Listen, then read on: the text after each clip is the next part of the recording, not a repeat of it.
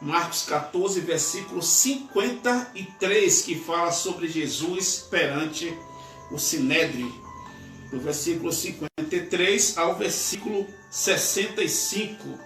Eu peço a vocês que podem me acompanhar nessa leitura, em nome do Senhor e Salvador Jesus Cristo. Jesus perante o Sinédrio. E levaram Jesus ao sumo sacerdote, e reuniram-se todos os principais sacerdotes, os anciãos e os escribas.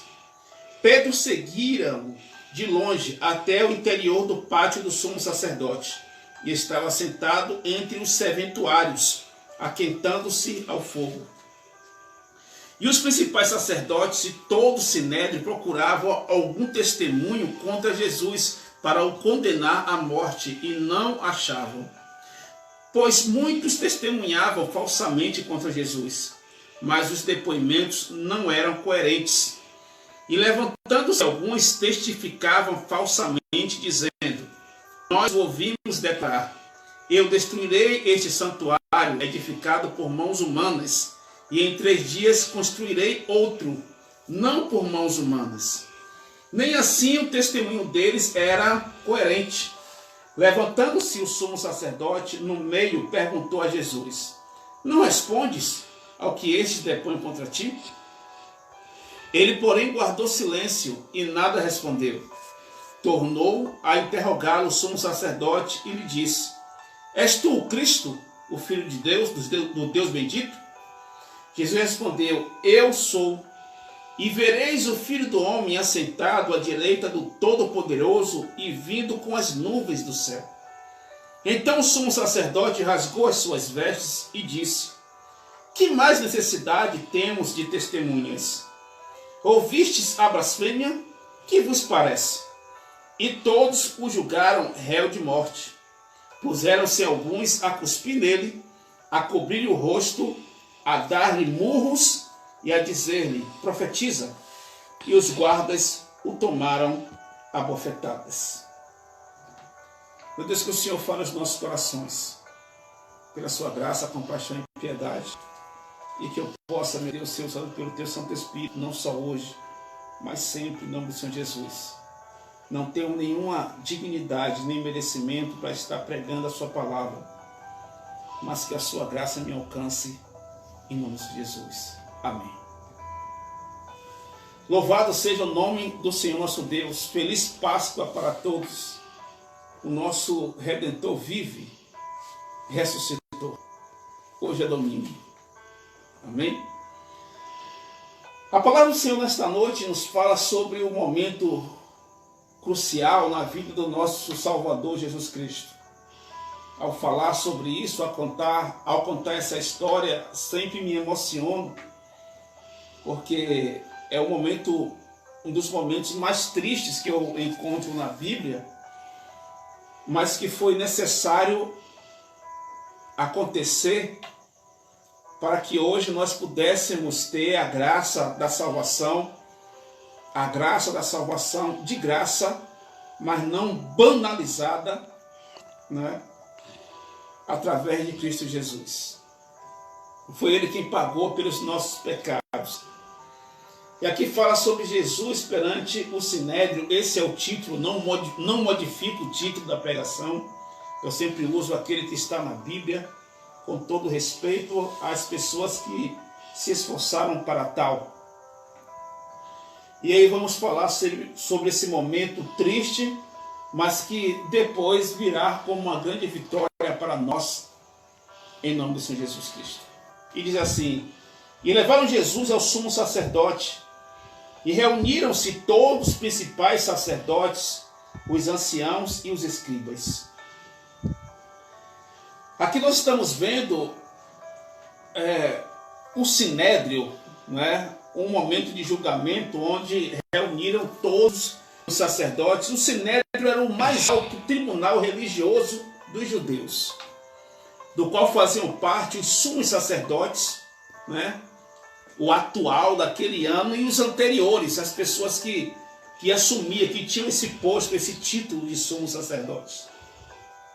Também chefes religiosos, anciãos, as pessoas de idade que tinham respeito perante aquele tribunal, os professores da lei, que eram também conhecidos como os escribas, tinha 71 membros, incluindo o presidente. Então esse julgamento, qual Jesus ele foi posto, instituído para julgá-lo, né, no Sinédrio, quero explicar para vocês o seguinte, que Jesus ele foi preso praticamente na segunda vigília da noite, né? Ou na primeira vigília, desculpe, na primeira vigília. Aí como era dividido a noite em vigílias? Primeira vigília de 7 às 9 da noite. Segunda vigília de 9 às 12. Terceira vigília de 12 às 3. E quarta vigília das 3 às 6 da manhã. E foi durante a noite que tudo isso aconteceu com o Senhor Jesus, como nós podemos analisar e ler.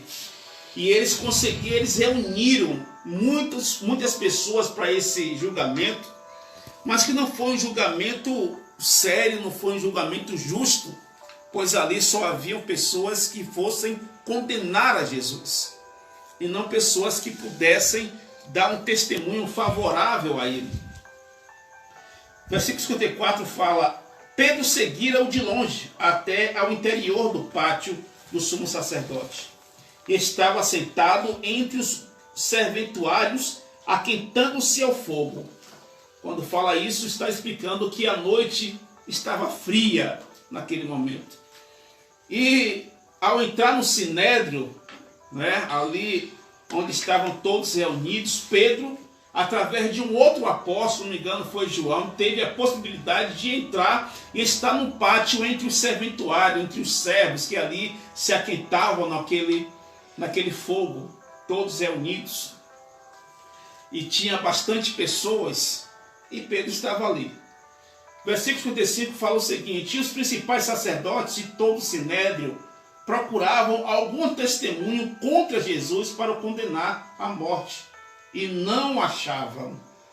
Nós estamos vendo que eles procuravam testemunho contra, e jamais um testemunho a favor.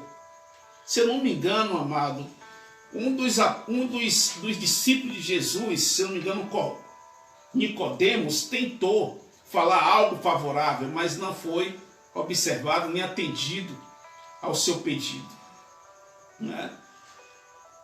E aí, eis a questão. Todos estavam ali reunidos, procurando um testemunho para o condenar à morte. Mesmo assim, não achando, eles incentivavam as pessoas para que falassem. 56. Pois muitos testemunhavam falsamente contra Jesus, mas os depoimentos não eram coerentes.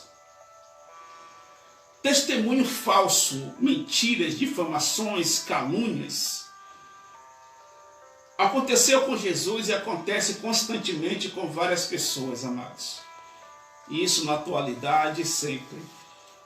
E nós temos que entender o seguinte: de que lado nós estamos? Estamos do lado da justiça ou estamos do lado das pessoas que são poderosas? A justiça, para ser justa, tem que agir de maneira imparcial em qualquer sentido, e seja lá qual for o réu, seja lá quem seja a pessoa que está indo a julgamento. Pode ser uma pessoa que você gosta, pode ser alguém que você não gosta. Pode ser alguém que você conhece ou alguém que você não conheça. Pode ser um estranho ou pode ser alguém da sua família. Nós temos que agir com justiça. Nós temos que agir com imparcialidade. Nós temos que fazer o que é correto. E assim é a justiça de hoje, contemporânea, dos tempos atuais. A nossa justiça, de que maneira ela age? Ela age de forma ordenada, coordenada, corretamente, justificável, imparcial e coerente? Ou será que a nossa justiça ela vem dispensando ou simplesmente colocando as pessoas que são poderosas como inocentes e condenando os pobres, condenando simplesmente as pessoas menos favoráveis? Será que nós estamos vivenciando momentos semelhantes ao do Senhor Jesus?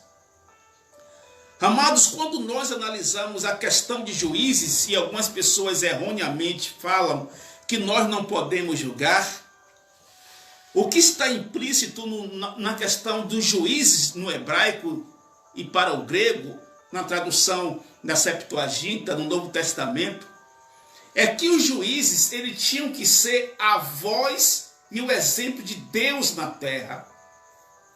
O juiz de maneira nenhuma poderia fazer um falso julgamento ou agir de maneira incorreta, pois eles estavam agindo como Deus na terra.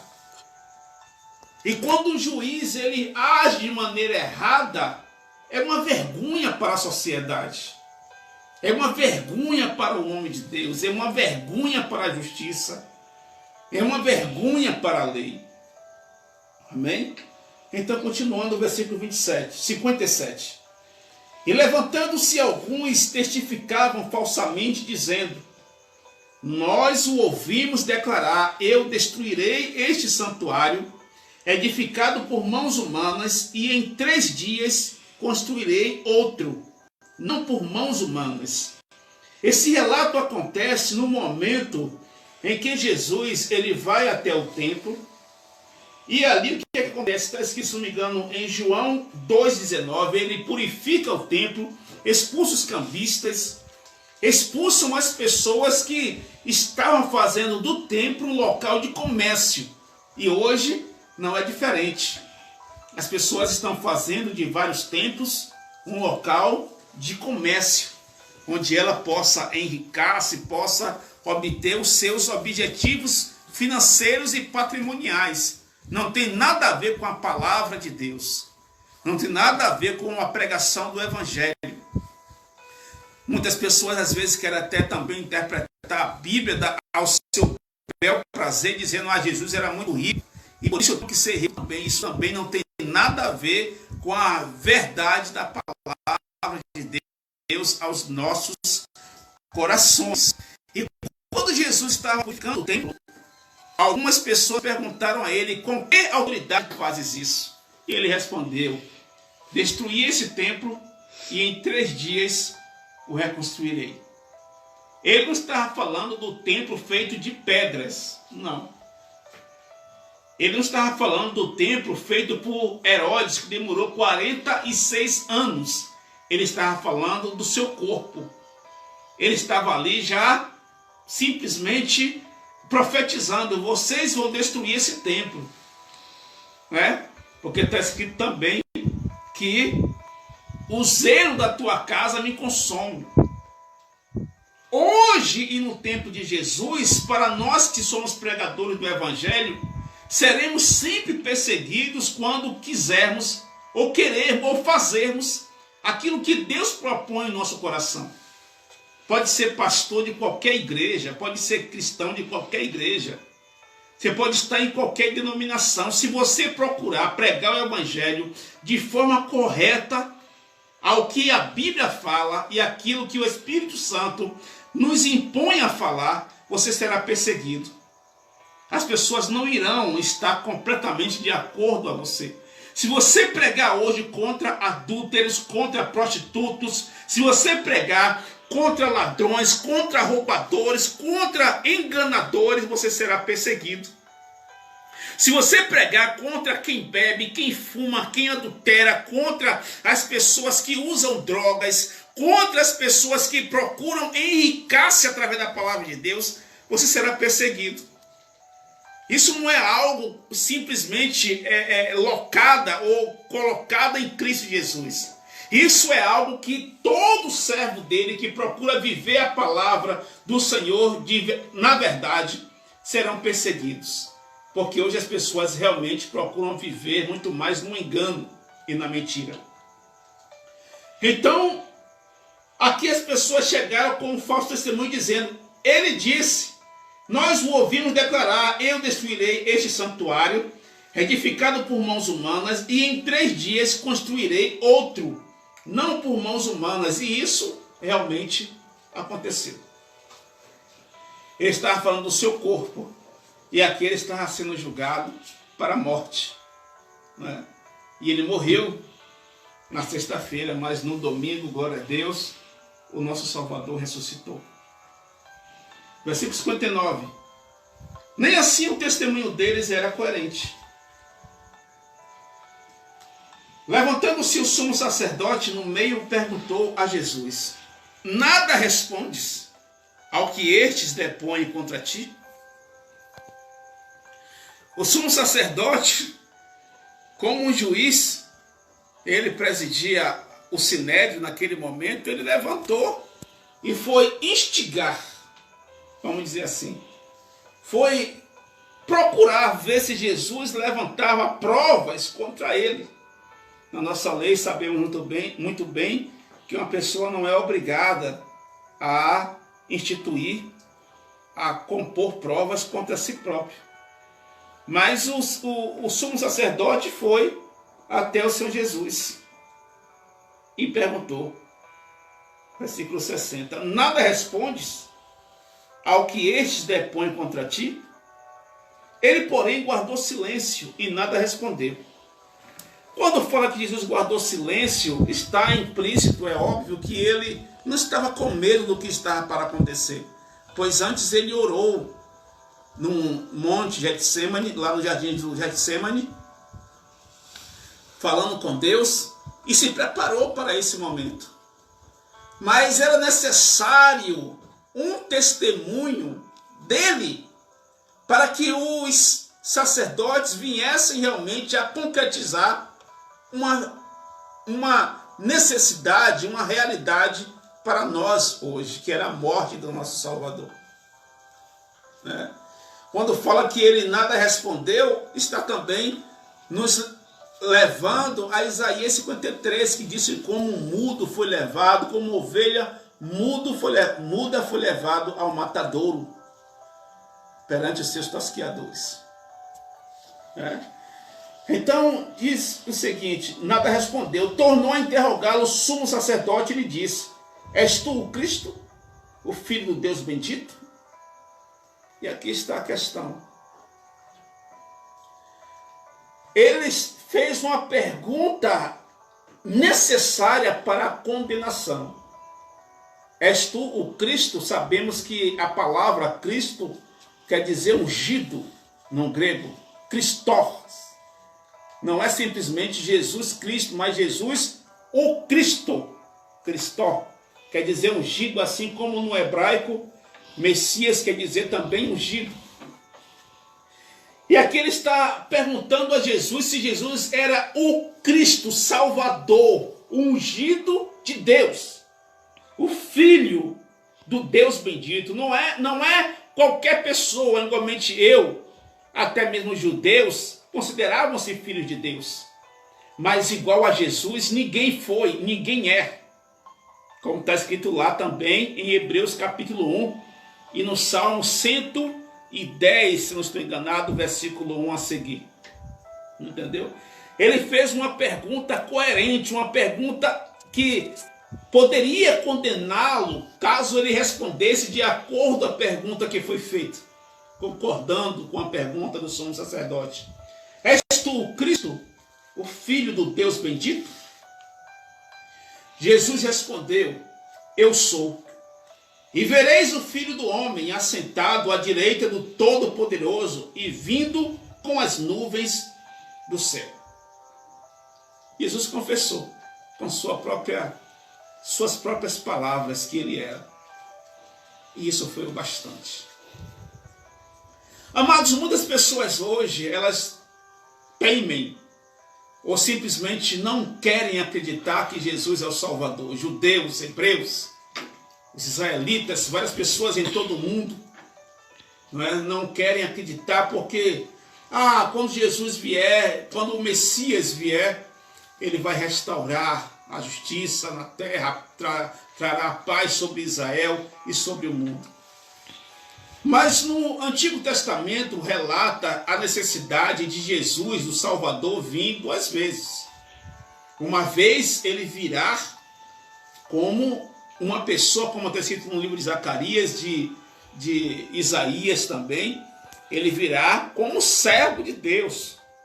Ele virá para ensinar, como está escrito também em João capítulo 1, versículo 17, ensinar o seu povo a boa vivência, o bom comportamento, como está escrito também em Malaquias capítulo 4, bem no finalzinho de Malaquias, fala também sobre a vinda do Senhor Jesus. E lá diz assim: ele converterá o coração dos pais aos filhos, e o coração dos filhos a seus pais, para que não venha e fira a terra com maldição. O que é conversão? A conversão é uma ação de alguém que está seguindo um caminho e precisa ser convertido para outro, ou outro caminho. Converter é mudar. Converter é ser transformado. Converter é você deixar de viver a sua vida para viver uma outra vida. E aqui, quem é o caminho?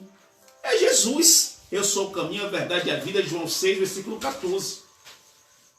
Mas as pessoas ainda hoje, elas têm sérias dificuldades em compreender o Jesus que veio primeiramente, como está escrito lá no livro de Zacarias, capítulo 9. Eis aí o teu rei montado num jumentinho.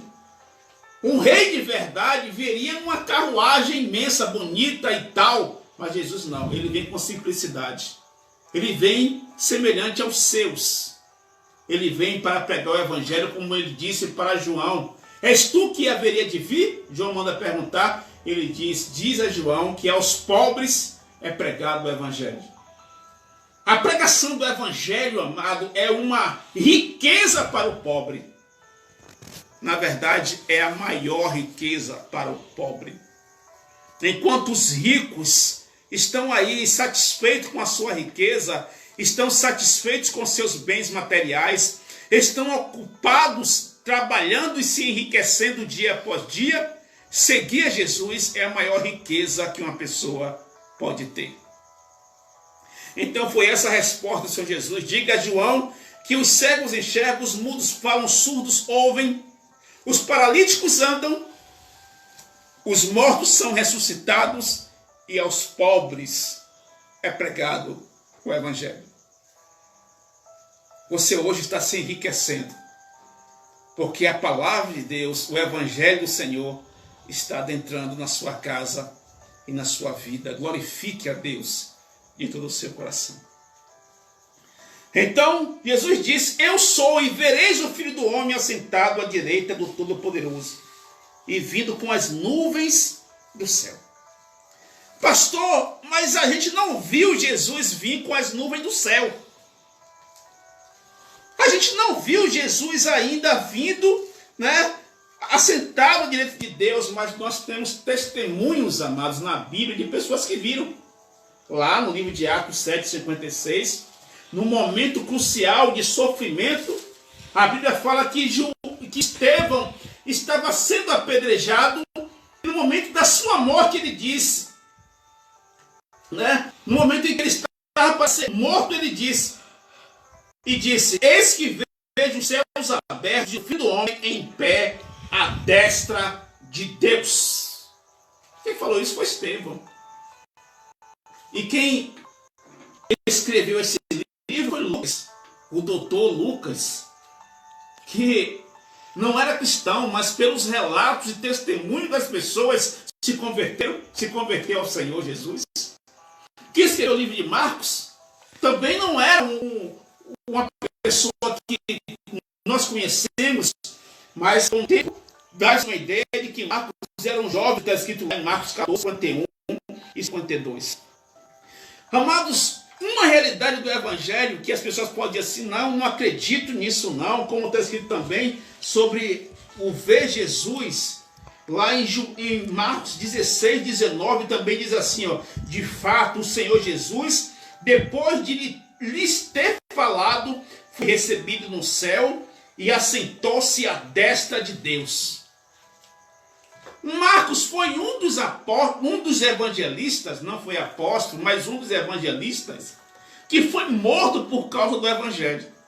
Eu lhe pergunto, será que uma pessoa iria morrer por uma mentira? Será que esses apóstolos, esses discípulos, quantas vezes no mundo, na história do cristianismo, as pessoas foram mortas por amor à palavra de Deus? Se isso não fosse verdade, por que as pessoas iam perder a sua vida? Por que Paulo foi morto? Se isso não era verdade. Por que Pedro? Por que Marcos? Por que João? Apesar que João morreu de velhice, mas por que ele foi perseguido, foi preso, colocado na ilha de Patmos para morrer? Se isso não fosse verdade. Você morreria por uma mentira? É óbvio que não. Eu acredito que não. Não é? Então, Jesus declarou: eu sou e verei o do homem assentado à direita do Todo-Poderoso e vindo as nuvens do céu. Então o sacerdote rasgou as suas vestes e disse: que mais necessidade temos de testemunhas? Jesus confessou. Jesus não teve medo. Jesus foi quem declarou essa realidade. Ouvistes a blasfêmia? Que vos parece? E todos julgam de morte. Estamos vendo aqui, Jesus falou uma verdade, não é? Ele disse que ele era o Filho de Deus e que iriam vir nas nuvens com poder, a direita do Todo-Poderoso, a direita do Todo-Poderoso e vindo com as nuvens do céu. Ele falou uma mentira? Não, falou a verdade. E por isso ele foi condenado. Amados, a Bíblia diz que, no livro de Êxodo, que Deus endureceu o coração de Faraó. Mas a explicação mais concreta de Faraó, assim como para as pessoas de hoje, é o seguinte.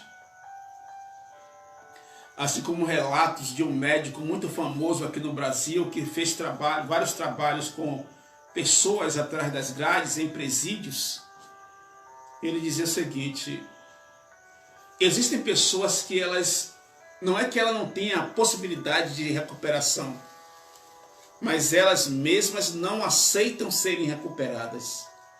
Elas permitem que o mal, que a perversidade, que o crime jamais se aparte de sua vida. E quando a Bíblia fala que Deus endurecia o coração de Faraó, era porque Faraó, amados, ele já estava numa posição de tanta perversidade, de tanta blasfêmia, de tantos erros, tantos crimes, tantos pecados, que nada fazia com que ele se arrependesse. E por mais que vinham as pragas, Faraó não se arrependia. E uma realidade atual e momentânea é o seguinte: o que é que vai fazer você mudar de ideia e largar o mundo? E largar o pecado? Você está vendo a pandemia, você está vendo as coisas ruins acontecendo, você mudou em quê?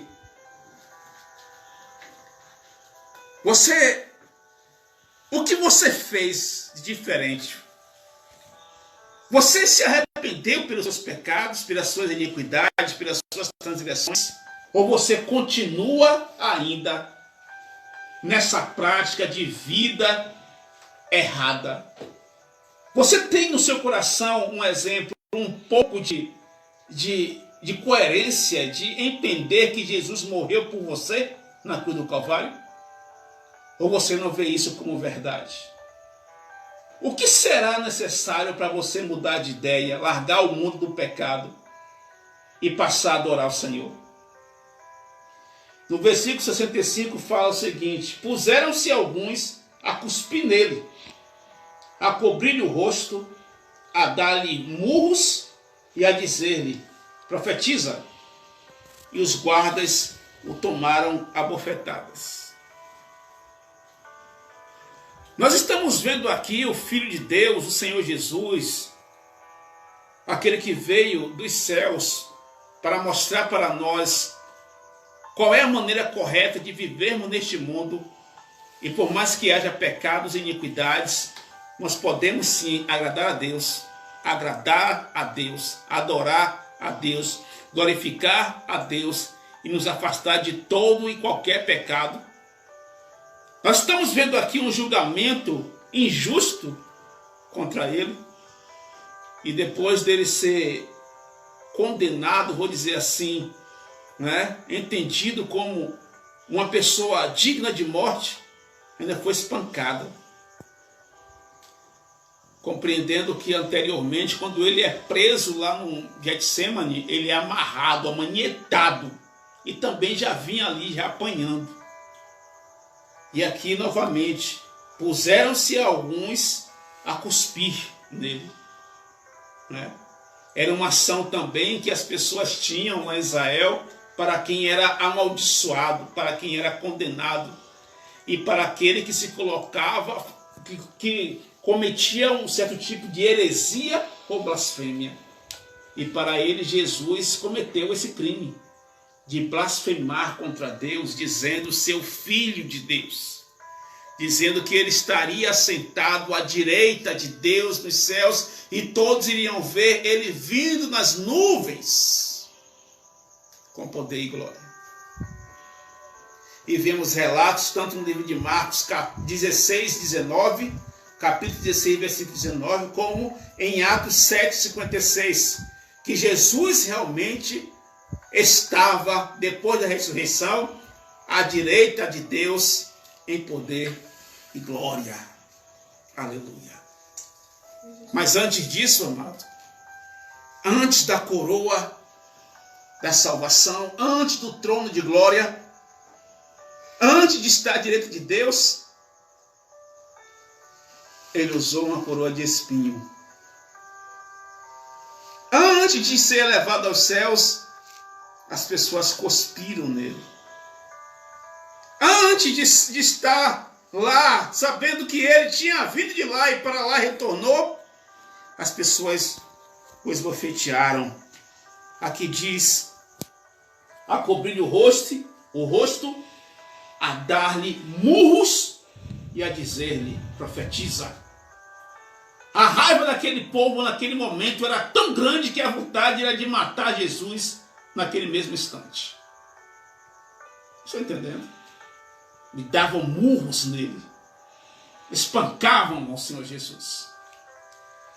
Colocou um lenço sobre ele, cobriu-lhe o rosto, espancavam e dizia, profetiza. Como se estivesse dizendo, diz quem te bateu. As pessoas estavam muito iradas. Mas isso, amados, foi o momento que Jesus passou por mim e por você. E os guardas o tomaram a bofetadas. Amados irmãos e irmãs, eu quero te dizer nesta noite, muitas pessoas ainda hoje não acreditam que esse Jesus é o nosso Salvador. Muitas pessoas não entendem o Evangelho com essência e não entregaram ainda a vida a Ele. Muitas pessoas questionam o nascimento de Jesus, muitas pessoas questionam a família de Jesus, muitas pessoas questionam a morte de Jesus, muitas pessoas questionam a ressurreição de Jesus. E eu vou lhe dizer, para ficar bem claro no seu coração, se você não abrir a sua mente e deixar Jesus entrar na sua vida e lhe transformar, poderia vir milhões, dezenas, centenas, milhares de Jesus. Ele poderia vir milhões de vezes à terra. Enquanto você não se quebrantar, enquanto você não deixar a palavra de Deus entrar na sua vida, você jamais irá crer. O que eu tenho a dizer para esse tipo de pessoas é que elas irão chegar naquele grande dia, quando elas disserem assim, não acreditava, porque tinham pastores que enganavam, tinham crentes que não eram crentes, tinham igrejas que não eram igrejas. Eu ouvia várias histórias de Jesus, umas pareciam serem coerentes com a Bíblia, outras pareciam serem contrárias à Bíblia.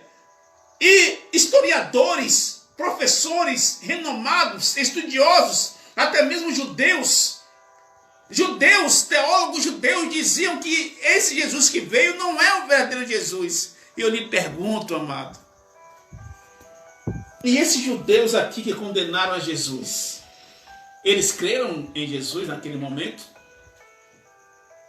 Jesus fez muitos milagres, Jesus ressuscitou mortos. E como a minha filha leu aqui há pouco momento, o que foi que ela leu no livro de João, capítulo 11, no versículo 47, o que é que está escrito lá? Então os principais sacerdotes e os fariseus convocaram o sinédrio e disseram: que estamos fazendo? Uma vez que este homem opera muitos sinais, por que eles mataram Jesus? Porque Jesus fazia milagres, porque Jesus era diferente. Jesus não se misturou com a elite daquele tempo. Jesus não andou agradando aos homens, às autoridades, os ricos e poderosos, não. Ele se misturou com os pobres e ele chamava a atenção de multidões, pregando e falando a verdade. E muitos deles fizeram questão de o matar. Eu lhe pergunto, você, qual lado você está? Do lado dos poderosos, da elite, que não dá a mínima palavra de Deus? Ou simplesmente vão às igrejas barganhar com Deus? Comprar as suas bênçãos? Não agravando a todas as pessoas que são ricas e poderosas, pois eu acredito que existem pessoas que têm um coração quebrantado ao Senhor. Assim como Nicodemos, assim como Mateus, assim como Zaqueu, assim como José de Arimateia. Muitas pessoas têm um coração quebrantado, mas a maioria não tem. Então essa noite eu quero encerrar com esta palavra para o seu coração, amados. Poderia vir Jesus a este mundo milhões de vezes. Enquanto seu coração estiver duro, você jamais irá acreditar que ele morreu por você. A Bíblia não é um livro científico. Não estou aqui querendo provar cientificamente nada para você, porque eu jamais irei conseguir. Mas eu acredito no meu Salvador. Eu acredito no meu Redentor. Eu acredito que Jesus me amou. Eu acredito que Deus nos ama, amados. Eu acredito que Ele se faz presente ainda nos corações daqueles que creem. Eu sei que você pode estar passando por aflições e muitas situações problemáticas. Mas abra o seu coração nesse momento. Deixa Jesus entrar e fazer morada. Em nome do Senhor e Salvador Jesus Cristo. Que Deus te abençoe